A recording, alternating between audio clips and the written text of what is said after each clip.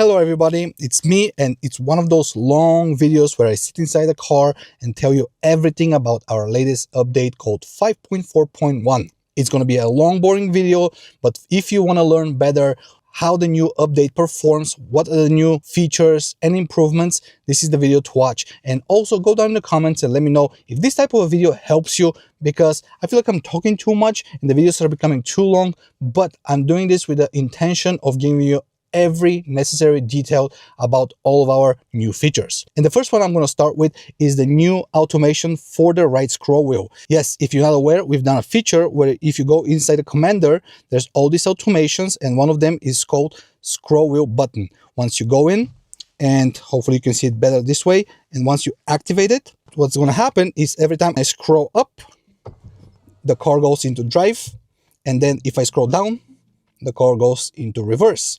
Also, we have added a toggle where if I step on the brake and press down on the same button, the car is going to move into park. Let's do it.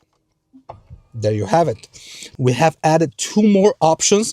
One is based on the feedback of Bjorn, you know, Tesla Bjorn. He uses our products a lot, and he gave a great feedback on his last video that we should reverse the motion of the scroll wheel. So not sliding up to go forward, but rather the opposite, just like on the old traditional stock, you know, when you have to go down so the car goes forward. And this is what we have made. So there's going to be an option in a couple of days where if you toggle it, every time when you scroll up, the car is going to go into reverse, just like this. And if you scroll down, it's going to go into drive. Pretty interesting. To be honest, I'm fan more of the traditional way, but Bjorn wants it. That means other people are also going to want it. So you're going to have it this Friday. Also, additional option we have added is for those who are worried that during some type of a maneuver you're making, you accidentally going to scroll and change the direction. That's why we're going to add a toggle where you always have to press the brake to switch the gears. For instance, right now, I'm not pressing the brake. I'm going to scroll up. Nothing happens. But if I press the brake and I scroll up, the gear changes. So this is going to be something new, which you're also going to see this Friday. It's much quicker in our opinion. It's much more intuitive. And also with one of our future updates, this is going to be customizable. So if you do not want to change gears, but something else, you're going to be able to. Now let's move forward and go over another feature that we have added. And let's do the passenger easy entry, because I read a few of your comments that you're having difficulty setting it up. You always need to activate the feature, right? So right now it's active, but since I haven't set any of the presets here, the preset for the default position of the seat and the preset of the easy entry position, I need to do that first. So let me move to the other side and show you how to do it. So the main purpose of this feature is going to be every time your passenger unbuckles their seatbelt, the seat slides backwards so they have more room to exit the car. And it's going to work the same way if they're entering the car from the outside. Every time they open the door, if the seat is moved forward, it's going to slide backward for them so they can easily jump in. So let me show you how to set it up. The first, I need to set up the default position of the seat. This is the one position that every time when there's somebody sitting here and their seatbelt is on, the seat is going to slide forward too. So I'm going to move it forward. Let's say I'm happy with this position here. So I'm going to go here and press on save. And then I need to set up the easy entry position. So I need to switch the tab, and then I need to slide the seat as far back as I want. Let's say I'm happy with this position here. Once I am, I press on save. And now every time when there's somebody sitting on the seat and they're buckle the seat belt, let's try it out, the seat should slide forward, just like this. Now let's unbuckle the seat belt, and the seat moves backward. I hope it was easy for you guys to see, but we also had added an option where you can disable this feature if somebody is sitting in the back seat. But Bjorn pointed out something very interesting. He said that if a small child is sitting on the back seat, the car doesn't register it because it might be too light. That's why with the next update, there's going to be an extra toggle where once it's on, it's going to be looking if the rear seat belt is buckled or not. So if you put something in the back and you buckle the seat belt, the front seat is not going to be moving. Let me know down in the comments if you want us to extend this feature and put it for the driver's seat as well, so this doesn't happen to you. The next feature I want to talk about is the ambient light effect automation. If you're not aware, we have made this feature a few months back, but with this update, we have totally transformed it. And if you do not know what it does, it makes your light strip of your Model 3 Highland and the Model Y Juniper into a functional LED bar. What I mean is, right now, my light strip is only flashing in one color, but I have set it so when I turn on my turn signal, it goes into green color. And when I stop it, it goes back into a default state. Let me show you what we have done with this update. Now I can go and choose what color this light strip is gonna blink in when this action is happening. For instance, I can do so my turn signal flashes in blue, for instance. So right now, when I turn it on, it flashes blue. I'm not sure why you're gonna do this, but you have the option to do so.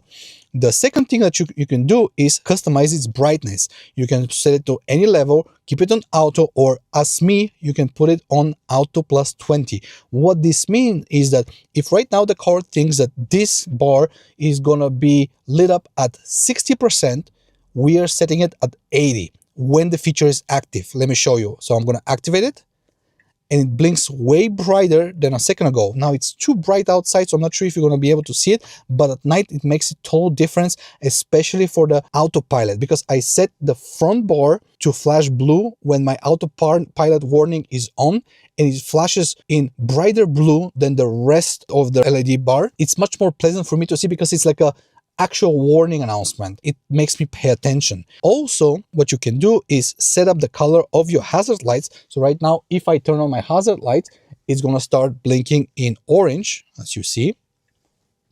That's pretty cool. But what I like is that you can choose which segment of the bar should blink and which one should not.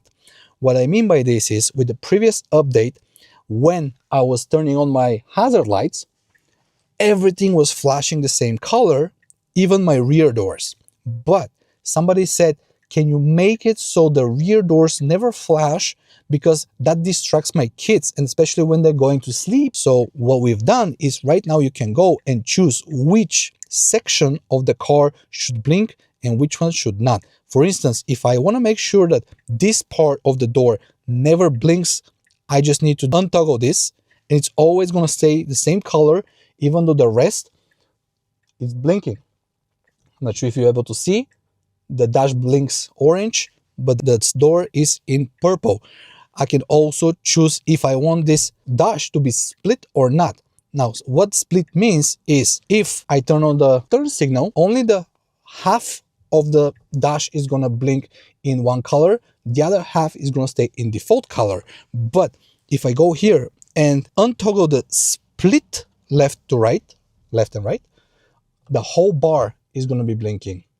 I hope you guys see, because I'm looking at the camera and I don't see anything. And you can do these adjustments for every single feature that is added right here. You can do it for the autopilot. You can do it based on changing the acceleration mode. Let's say when you're driving chill, the LED bar is going to be green, but when you switch to sport mode, it's going to be red. That's pretty cool. I like it. But you just need to play around with it and find your perfect setup. While we are talking about the commander, let's go over the kickdown feature. Now, we improved this with every single update, and it just got an extra toggle, which is going to help you even more enjoy this feature. Kickdown is a automation where if you drive in chill mode in the city, like I do, but sometimes you need to switch to sport mode, you can do that simply by stepping on the accelerator. So you just step on 100% and the car switches to sport mode, and then when you release the accelerator, it goes back into chill mode. But now, with a new update, you can choose after how many seconds the car is going to go into chill mode. Right now it's set on 5 seconds. So what I need to do is step on the accelerator, the car goes into sport mode, I release on it, the car is going to count 5 seconds, and then it's going to go back into chill mode. That way you have a little bit extra time to do any extra speedy maneuvers. I think it's pretty useful. You can always set it to 0 if you want, but you know, it's all up to you. Just play around with it. I think it's a cool feature for those who are just like me and prefer driving in chill mode in the city. And the last thing I want to talk about when it comes to commander automations is the continuous autopilot. So this is our most famous feature that we have implemented almost a year ago, I believe. What it does is automatically re-engages your autopilot when you're doing a lane change. And this feature is mainly for those who have not the enhanced autopilot, not the FSD, just the standard auto steer. However, on the new Model Y Juniper, there is no cruise control, which was our main source of recognizing if you want to continue using this feature while you're driving on the road, or if you want to stop using it when you're, let's say, exiting a highway. But since there's no cruise control state here for now, we have done some improvements for those who have the Model Y. How is it going to work now? It's almost the same way. You activate the feature, you have to read all the instructions. A lot of you guys do not read the instructions. And then what you need to do is choose after how many seconds you have completed your maneuver, the autopilot is going to re-engage. I usually keep it at 2 seconds. I've seen some keep it at 1, but it's all up to you. And I also like to have a safety feature where this automation is disabled if I drive with speeds under 30 kilometers an hour. This helps me never use the autopilot when I'm in zones where I need to drive slower, let's say in the city. But if I drive with over 30 kilometers an hour, the autopilot is always going to be re-engaging for me after a lane change. And what do I need to do to make this feature work properly? Drive on autopilot, turn on the turn signal, steer to the left. Then when I'm in the left lane, steer forward. And within the timer, I need to press on the accelerator just to tell the car, get back on autopilot. That's it. That way you're never going to have to press on this button here. So if you own a Model Y Juniper, maybe setting a longer timer, let's say 4 or 5 seconds, is going to be better for you. But again, you just need to play with it, get used to it, and see how it's going to work better. I'm going to do a full tutorial of this feature because it's a great one. So make sure to be subscribed to our channel and to our newsletter so you can receive an email and notification when this full video is going to be out. Let's talk about the knob now. We have added a cool feature which is going to automatically return the dial back to a home page which you have previously pre-selected from the Sexy app. How you do that? You go inside the knob settings. There's a by gear or custom section. You choose which page should automatically activate when you are in a specific gear. For instance, I have set so when I'm in park, the knob is on page number 2, just like now. And then you can add a timer, which is going to return back to that page after a few seconds of inactivity. This was suggested by many people who were saying, I drive on the road, I have to switch an action, but then I forget at which page I am at. And now you set a timer for 3 seconds or how many you need. When I turn the dial, let's say to page number 1, I stay here for 3 seconds and bam, the knob goes back into page number 2, which is my default page when I'm in park. And this is going to work for every single page depending on the drive state. So I think it's a pretty useful feature, which always going to allow you to remember that you're going to start from the same position you have pre-selected from the app. Now, we've also added few features to the knob, but there's no need to talk about them too much. We've added the single wipe motion where the wiper is only going to move once left to right. We have added the washer option, the one that's going to spray water on your windshield and wipe it once. But one feature I want to spend more time about is the strobe light feature. We have added it not only to the knob, we have added it to the stalks, and obviously there was the same feature for the Sexy buttons for about a couple of months now.